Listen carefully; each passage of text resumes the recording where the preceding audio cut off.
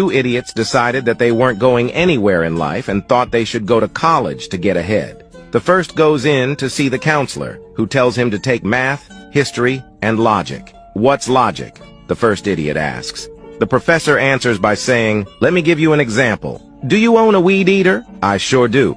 "Then I can assume, using logic, that you have a yard," replied the professor. "That's real good," the professor continues.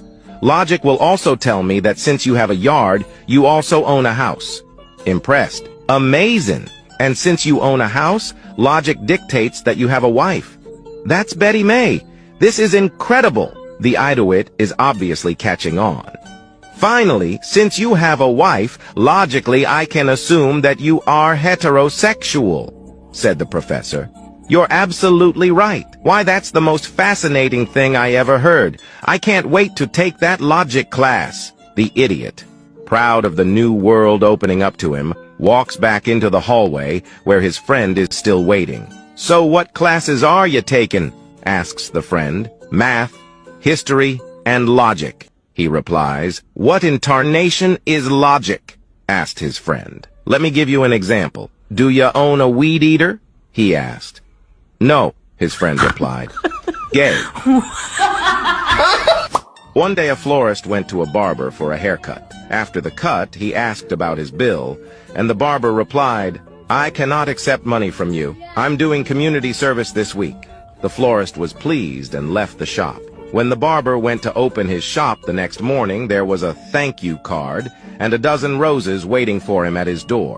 Later, a cop comes in for a haircut, and when he tries to pay his bill, the barber again replied, "I cannot accept money from you. I'm doing community service this week." The cop was happy and left the shop. The next morning, when the barber went to open up, there was a thank you card and a dozen donuts waiting for him at his door.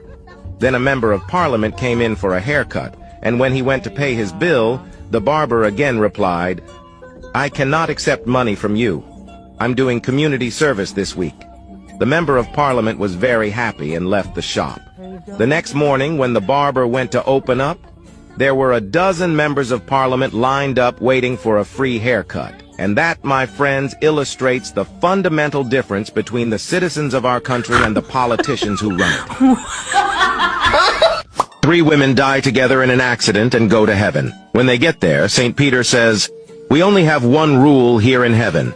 Don't step on the ducks." So they enter heaven, and sure enough, there are ducks all over the place. It is almost impossible not to step on a duck, and although they try their best to avoid them, the first woman accidentally steps on one. Along comes St. Peter with the ugliest man she ever saw. St. Peter chains them together and says, "Your punishment for stepping on a duck is to spend eternity chained to this ugly man." The next day, the second woman steps accidentally on a duck, and along comes St. Peter, who doesn't miss a thing. With him is another extremely ugly man. He chains them together with the same admonishment as for the first woman.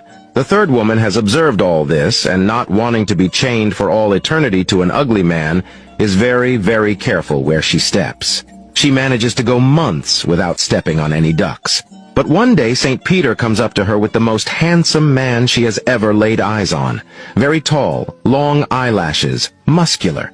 St. Peter chains them together without saying a word. The happy woman says, "I wonder what I did to deserve being chained to you for all of eternity." The guy says, "I don't know about you, but I stepped on a duck."